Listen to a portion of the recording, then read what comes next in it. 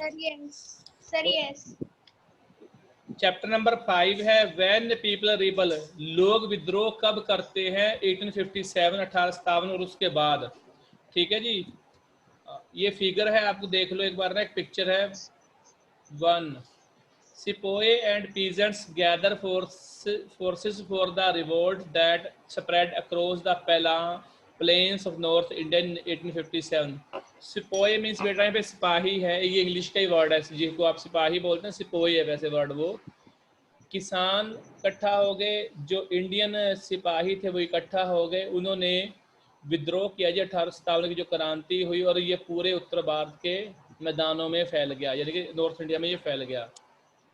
अब आगे बात करते हैं जी पॉलिसीज एंड द पीपल। ये कौन रीड करेगा? पुष्पिंदर आप चैप्टर रीड करना। Sir, हाँ, in the previous chapter. correct, sir. Yes.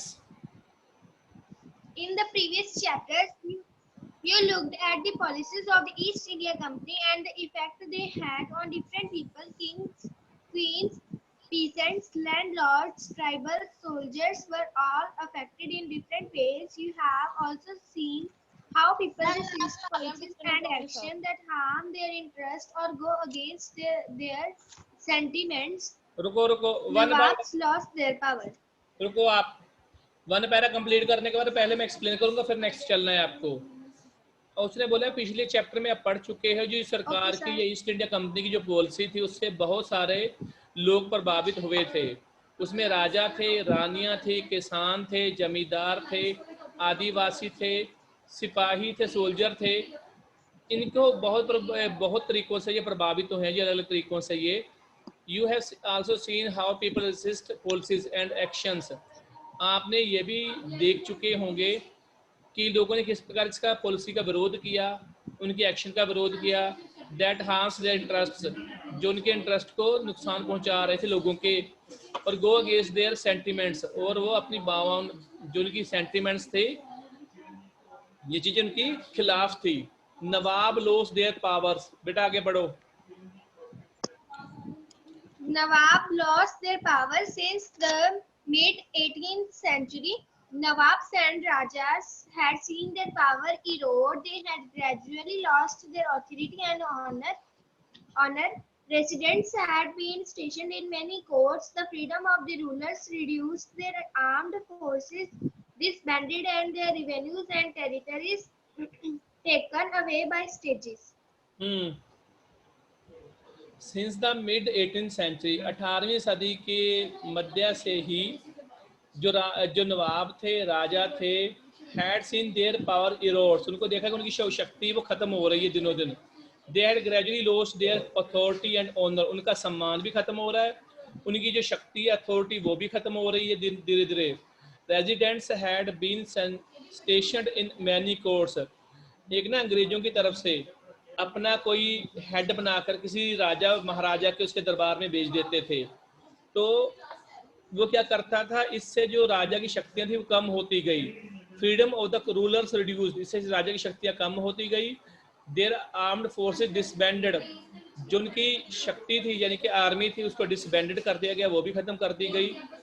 And their revenues and the territories taken away by stages, और उनसे जो उनका टैक्स इकट्ठा करने वाली वो पावर थी वो भी ले ली गई। जो टेरिटरी थी उनकी, यानी कि जो एरिया था, वो भी उनसे राजाओं का, महाराजों के, नवाबों को वो छीन लिया गया अंग्रेजों के द्वारा। जशनदीप कौर पढ़ना आप, जशनदीप कौर अनम्यूट करो पहले अपने आप को। सर ओके, पढ़ो बेटा। सर करिए।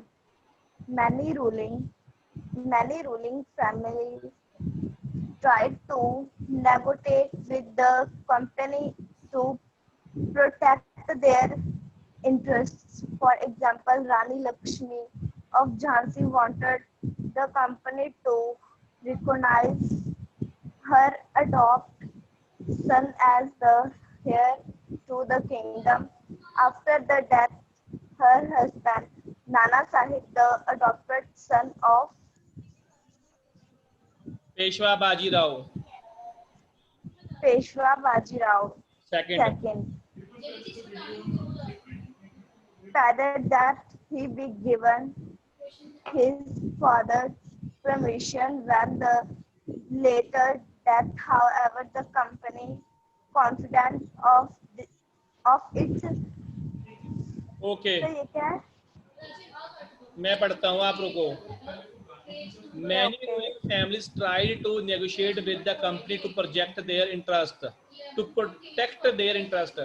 बहुत सारे जो राज परिवार थे उन्होंने कंपनी से बातचीत की। कंपनी कौन सी जी? ईस्ट इंडिया कंपनी की बात कर रहे हैं, अंग्रेजों वाली कंपनी। ईस्ट इंडिया कंपनी से बातचीत की ताकि उनके जो इंटरेस्ट हैं वो प्रोटेक्ट कर पाए।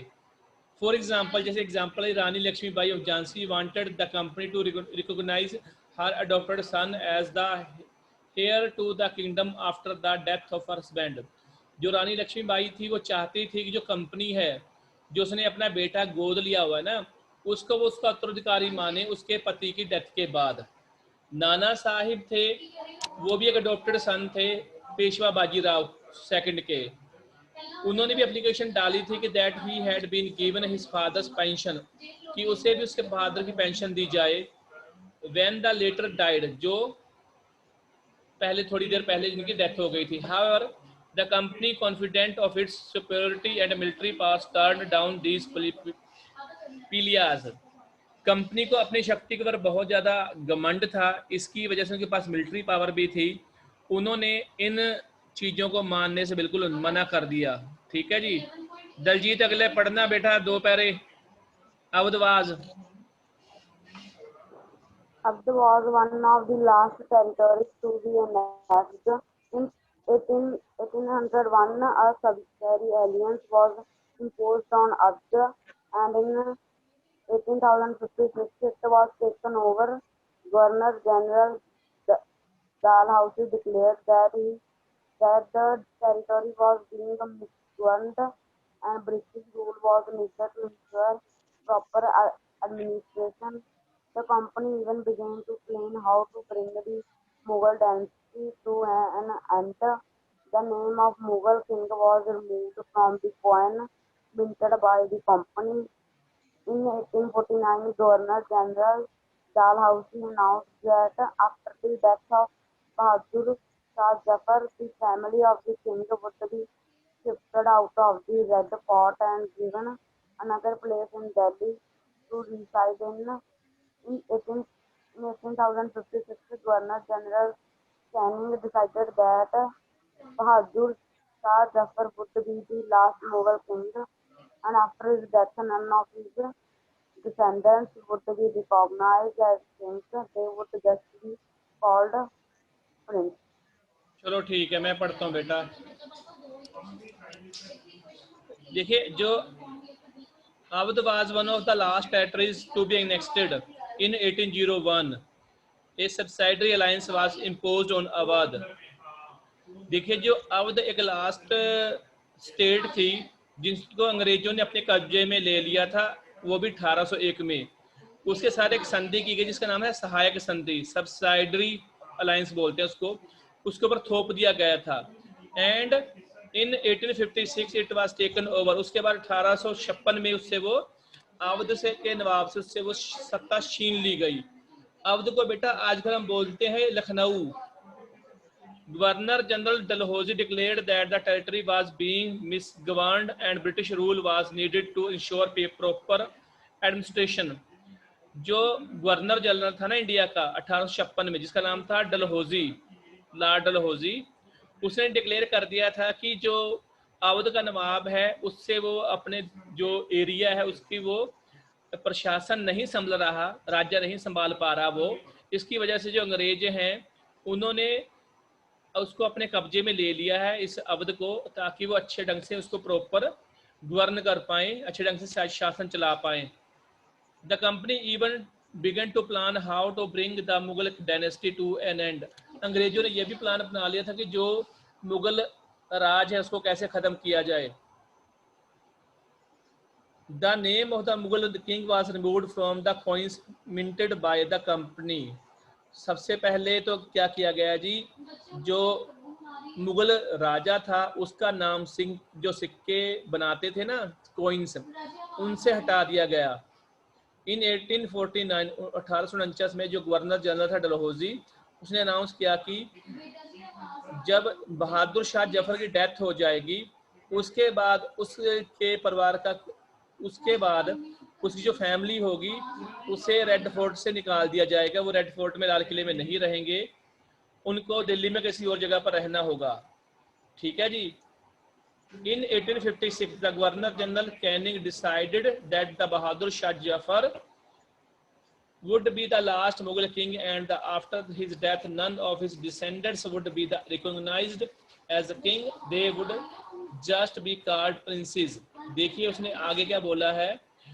1856 में गवर्नर जनरल बन के जी लॉर्ड कैनिंग, उसने डिसाइड किया, उसने अनाउंस भी कर दिया कि जो बहादुर शाह जफर होगा, जफर है मुगल राज का जो राजा था, जब उसकी डेथ हो जाएगी तो उसकी डेथ के बाद उसका कोई भी उत्तराधिकारी राजा नहीं बनेगा, वो सिर्फ राजकुमार ही रहेंगे, उनको राजा नहीं बनाया जाएगा। ठीक है जी। ये पढ़ेगा नितिन। सर पढ़ देते हैं। ओके।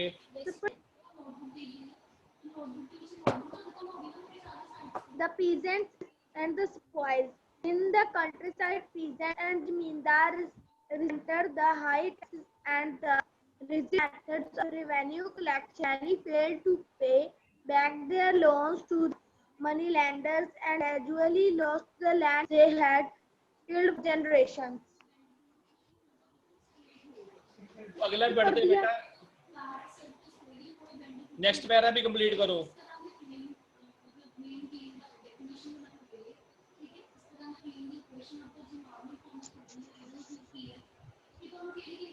बेटा अगला भी पढ़। सर आगे भी रीड करना। और क्या, थक गया है? पूछ रहे थे। And the Indians in the employ of company also had reasons for discontent. They were unhappy about the pay, allowances and conditions of service. Some of new rules, moreover, violated their religious sensibilities and beliefs.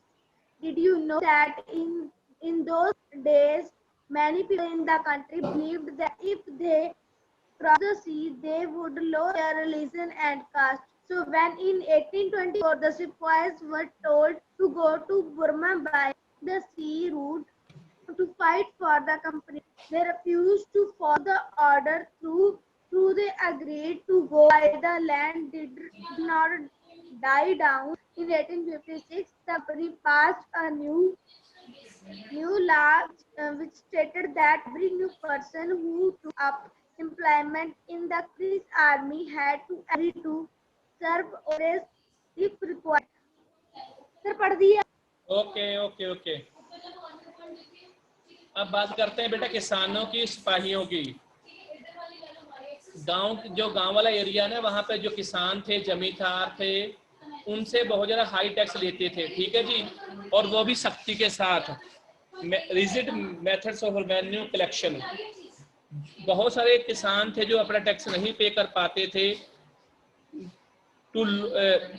Many failed to pay back their loans to the moneylenders and gradually lost the lands they had tilled for generations. जब बहुत सारे किसान अपना loan नहीं पे कर पाते थे साहूकारों को, तो उनकी जो जमीन थी उनके हाथ से चली जाती, जिनको उन्होंने कई पीढ़ियों से क्या किया था, खेती की थी, जहां पर अब वो उनकी जमीन उनके हाथ से जा रही थी, क्योंकि लोन ज्यादा था, टैक्स ज्यादा होता था, उनको सख्ती से लिया जाता और वो पे नहीं कर पाते थे। इंडियन जो सिपाही थे जो कंपनी में काम करते थे, उनके भी बहुत सारे रीजन थे जिसकी वजह से वो कंपनी से संतुष्ट नहीं थे। वो अनहैप्पी थे उनकी सैलरी को लेकर, उनके अलाउंस को लेकर, उनकी कंडीशन और सर्विस को लेकर। Some of the new rules, कुछ नए रूल भी आ गए थे। Moreover violated their religious sensibilities and beliefs. कुछ ऐसे रूल थे जो उनकी धर्म को लेकर बहुत ज़्यादा उसके ऊपर अटैक करने की कोशिश की गई थी। Did you know that in those days many people in the country believed that if they crossed the sea they would lose their religion and caste? क्या आपको पता था कि उन दिनों लोगों के अंदर ये बात घर कर गई थी, उनको ये विश्वास था कि अगर हम अपना देश छोड़कर विदेशों में जाएंगे, समुद्र को पार करेंगे, तो हमारा धर्म भी चला जाएगा और हमारी जाति भी खत्म हो जाएगी। तब व्हेन इन 1824, जब 1824 की बात है, जो sepoys were told to go to Burma by sea route to fight for company, कि जो सिपाही हैं उनको बर्मा जाना पड़ेगा, जिसको आजकल म्यांमार बोलते, जो कल हमने मैप में किया था, सी रूट से वहां पर फाइट करने के लिए कंपनी के लिए। तो क्या किया सिपाहियों ने, रिफ्यूज कर दिया कि वो ऑर्डर को बिल्कुल भी नहीं मानेंगे। तो they agree to go by the land route, वो एग्री थे कि हम सिर्फ सड़क के रास्ते से जाएंगे, समुद्र के रास्ते हम नहीं जाएंगे। दे वर सेवरली पनिश्ड, उनको सजा दी गई। And since the issue did not die down, और ये इशू भी खत्म नहीं हुआ था। 1856 के अंदर जो कंपनी थी, उन्होंने एक नया पास किया कानून, जिसमें ये कहा गया था, भी stated that every new person who took up employment in the company army had to agree to serve overseas if required. तो कंपनी एक नया रूल निकाला, अगर कोई भी सिपाही सोल्जर आर्मी में भर्ती होता है, कंपनी का एम्प्लॉय बनता है, तो उसे इस बात पे सहमत होना पड़ेगा कि उसको अपनी सर्विस के दौरान अगर कंपनी कहेगी तो उसको ओवरसीज जाना पड़ेगा, देश से बाहर जाना पड़ेगा अगर लड़ने के लिए। अगला पढ़ना बेटा, मैं पढ़ता हूँ, चलो। Sepoys also reacted to what was happening in the countryside, जो सिपाही थे उन्होंने रिएक्ट किया था कि जो कंट्री साइड होता है बेटा, गांव वाला एरिया, वहां पे क्या हो रहा था। बहुत सारे उनमें से किसान थे जो गांव में रहते थे, फैमिली को बिलोंग करते थे, फार्मर फैमिली को। So the anger of the peasants quickly spread among the sepoys, जो गुस्सा था किसानों को, वो भी सिपाहियों के बीच में फैलता चला गया। रिस्पॉन्स टू रिफॉर्म, ये कौन रीड करेगा? मनजोत कौर, पूरा पढ़ना है। Responses to reforms. The British believed that Indian society had to be reformed. Laws were passed to stop the practice of sati and to encourage the remarriage of widows. English language education was actively promoted. After 1830, the company allowed Christian missionaries to function freely in its domain and even own land and property. In 1850, a new law was passed to make conversion to Christianity easier. This law allowed an Indian who had converted to Christianity to inherit the property of his ancestors. Many Indians began to feel that the British were destroying their religion, their social customs, and their traditional way of life. There were, of course, other Indians who wanted to change existing social practices. You will read about these reformers and reform movement in chapter 7. ठीक है बेटा। अब देखिए response की बात की गई है जी, सुधार है। रिफॉर्म होता है बेटा सुधार करना, किसी चीज को बदलने की कोशिश करना। जो अंग्रेज थे उनका ये मानना था कि जो इंडियन सोसाइटी ना, समाज, इसको सुधारने की जरूरत है, इसके अंदर रिफॉर्म करना है। कानून पास किए गए ताकि जो सती प्रथा है उसको खत्म किया जा सके, रीमैरिज करवाई जा सके, लड़कियों की दोबारा शादी करवाई जा सके, विडो की, यानी कि जो लेडी विधवा हो जाती थी उसकी दोबारा शादी करवाई जाए। इंग्लिश लैंग्वेज को एजुकेशन के रूप में यहाँ पे इंडिया में प्रमोट किया गया। आफ्टर 1830 के बाद कंपनी अलाउ किया जी Christian missionaries to function freely in the domain and even over land and property. जो क्रिश्चियन मिशनरी थी ना, जो क्रिश्चियन थे, ईसाई धर्म का प्रचार करने के लिए, वो भी इंडिया के अंदर आए, वो भी फ्री में घूम सकते थे यहाँ पर इंडिया के अंदर, और यहाँ पर आकर वो अपनी प्रॉपर्टी भी बना सकते थे। फिर 1850 में एक नया कानून पास किया गया टू मेक कन्वर्जन, एक minute,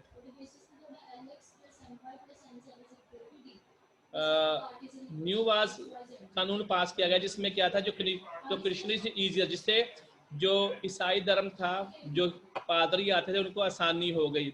This law allowed an Indian who had converted to Christianity to inherit the property of his ancestors. जो उसने ये भी बोला कि जो लोग ईसाई धर्म को अपना लेंगे तो क्या होगा, उनको अपने पिता की संपत्ति में, प्रॉपर्टी में हिस्सा भी मिलेगा, थोड़ा नहीं काफी, पूर्वजों की हिस्सा. Many Indians began to feel that the British were destroying their religion. बहुत सारे भारतीयों को लगा कि जो अंग्रेज है उनके रिलीजन को बर्बाद कर रहे हैं. Their social customs, उनके सोशल सामाजिक कस्टम को खराब कर रहे हैं, उनकी जो ट्रेडिशनल लाइफ है उनको भी खराब कर रहे हैं. There were of course other Indians who wanted to change. कुछ ऐसे किसान थे जो बदलाव चाहते थे.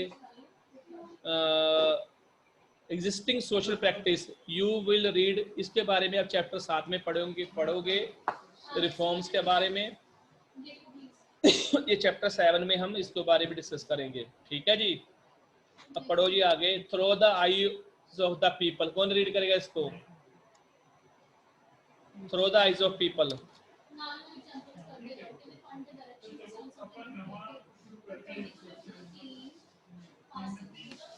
एक मिनट मैं ही देखता हूँ कितने बच्चे हैं. 10 बच्चे हैं.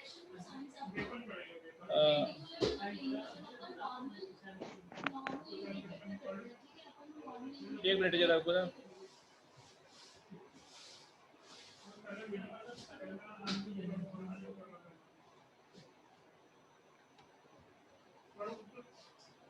प्रदीप बेटा चैप्टर रीड करना शुरू करो आगे.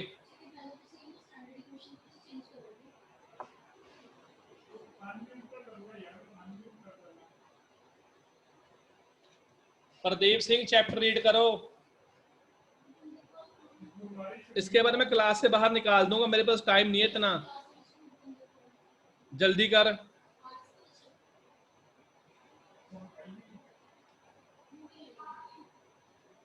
प्रदीप सिंह चैप्टर नहीं रीड करना तो बस फिर अब क्लास से बाहर. परनीत कौर आप रीड करो. परनीत कौर.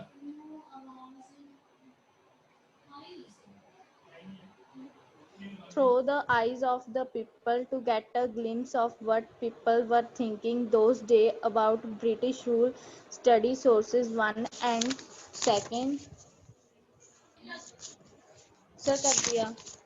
आगे पढ़ो, आगे भी इतना थोड़ा थोड़ी है ये. Source 1. The list of 84 rules given here are excerpts from the book Maja Pravas, written by Vishnubat God's, a Brahman from a village in Maharashtra. He and his uncle had set out to attend a Yana being organized in Mathura. Vishnubat writes that they met some sepoys on the way who told them that what should not proceed on the journey because a massive upheaval was going to break out in 3 days. The sepoys said the English were determined to wipe out the religions of the Hindus and the Muslims. They had made a list of 84 rules and announced this in a gathering of all being big kings and princes in Kolkata. They said that the kings refused to accept these rules and warned the English of dire consequences and massive upheaval if these are implemented. That the king all returned to their capital in great anger. All the big people began making plans. A date was fixed for the war of religion, and the secret plan had been circulated from the cantonment in merit by letters sent to different cantonments. चलो मैं पढ़ता हूँ इसको. देखिए बेटा जी, through the eyes of the people, लोगों की निगाह से हमने देखना है. To get a glimpse of what people were thinking those days about British rule, कि उन दिनों लोग अंग्रेजी शासन के प्रति क्या सोच रहे थे, क्या देख रहे थे. ये जी सोर्स 1 है, सोर्स 2 है. ये है जी द लिस्ट ऑफ 84 रूल्स है, ये पढ़ने वाली है, आप पढ़ ले. रिटन बाय जी विष्णु भट्ट के द्वारा लिखी गई है जी. ये ब्राह्मण था जी, गांव का, महाराष्ट्र का रहने वाला था. उसने अपने uncle he and his uncle, वो और उसका अंकल एक यज्ञ करने के लिए गए थे जो मथुरा में होना था. विष्णु भट्ट ने लिखा कि that they were met some सिपाही, वो कुछ सिपाहियों से मिले थे जिन्होंने उनको बताया कि उनको यहाँ पर they should not proceed on the, क्या है ये, ऑन द जर्नी, कि उन्हें अपनी जर्नी शुरू नहीं करनी चाहिए, बिकॉज क्योंकि यहाँ पर बहुत बड़ा बोल दीजिए कि आप विद्रोह होने वाला है। English were determined to wipe out the religious of the Hindu, वो ये कहना चाहते थे कि जो अंग्रेज हैं वो हिंदू धर्म को, मुस्लिम धर्म को बर्बाद करना चाहते थे। उन्होंने एक लिस्ट बनाई थी जो 84 रूल्स थे, जिन्हें अनाउंस किया जाए 3 these in a gathering of all big kings and prince in Calcutta, कि या ये जो लोग हैं कलकत्ता में इकट्ठे होंगे जितने राजे महाराजे हैं। They said that the kings refuse to accept these rules, और राजा महाराजों ने मना करता कि इन रूल को वो नहीं मानेंगे। उन्होंने अंग्रेजों को ये भी कहा कि आप इसका नतीजा भी आपको भुगतना पड़ेगा। ये सब कुछ इसी के अंदर दिया गया है, ये अफवाहें बोल दो आप। जो राजे महाराजे थे अपने कैपिटल में, अपनी राजधानी में वापस आ गए बहुत गुस्से के साथ। All the big people begin making plans, बड़े बड़े लोग अपना प्लान बनाने लगे। डेट फिक्स कर दी गई, secret of religion and the secret plan बनाए गए, कैलकुलेट किया गया, सर्कुलेट किया गया, चीज़ों को बताया गया, हर जगह पर कंटोनमेंट मेरठ में भेजा गया, ये लेटर सेंड किए गए जी। बेटा 3 मिनट रहते हैं अभी, ये सेकंड है जी। There was soon excitement every regiment, हर जगह पर बेटा एक रेजिमेंट बनाई गई थी अंग्रेजों के द्वारा, जहाँ पे आर्मी को रखते थे, ठीक है जी। जब लड़ाई नहीं होती तो छावनी जिसको हम बोलते हैं ना, रेजिमेंट बोल दो, कंटोनमेंट जो, वहाँ पर आर्मी रखी जाती थी।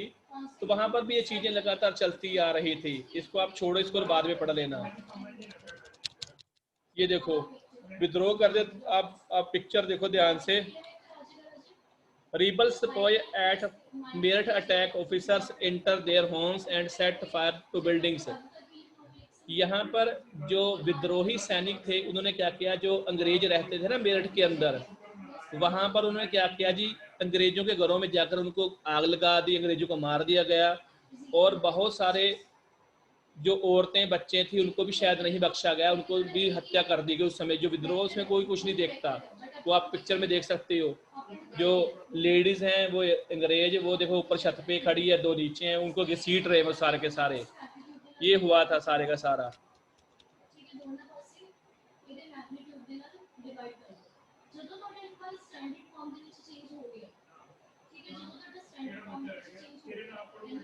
अब देखो सोर्स सेकंड में भी देखो, एक ना उसी समय विद्रोह होने का एक और कारण भी था। सरकार ने क्या किया जी, कुछ पार्टीज भेजी जी ईच रेजिमेंट में, जहां पर ये बताया गया गैरियंस, उनको इंस्ट्रक्शन दी गई कि नई राइफल आपको यूज करनी, नई बंदूक बनाई गई जिसको आपको यूज करना है। तो परफॉर्म करके दिखाया गया। न्यू ड्रिल थी जी कुछ समय के लिए, until a report got about by some means or others that is cartridge used for these new rifles। अब मैं बताता हूँ आपको इसके अंदर क्या है। बेटा आपने चर्बी वाले कारतूस सुने हैं? मेरठ के अंदर सबसे पहले क्या था जी, नई बंदूक लेके आए, अंग्रेज लेकर आए थे, तो क्या करना होता था, उसको ना, उसे कारतूस को मुंह से काटना पड़ता था। तो उसके ऊपर चर्बी के ऊपर ये कहा गया था कि जो ये चर्बी है वो गाय के मांस की है या फिर सूअर के मांस की है, दोनों में से किसी एक मांस की चर्बी है। और बंदूक चलाने से पहले उस कारतूस को मुंह से काटना पड़ता था, मुंह से काटने के बाद उसको आपको बंदूक में डालना पड़ता, जिससे आप उसको क्या कर सकते हो, बंदूक चला सकते हो। तो ये हिंदुओं और मुसलमानों के खिलाफ था, कि उनके धर्म के खिलाफ, क्योंकि जो ये मान के चलिए, जो गाय थी हिंदुओं के लिए पवित्र थी और जो सूअर है मुसलमानों के लिए पवित्र माना जाता है। इसी के अंदर यही सब कहा गया है, ठीक है जी। हम पढ़ेंगे कल से जब भी होगी क्लास अपना, ये mutiny becomes a popular rebellion, ये mutiny becomes a popular rebellion, यहाँ से स्टार्ट करेंगे हम, ठीक है जी। अब क्लास आपकी खत्म हो रही है बेटा।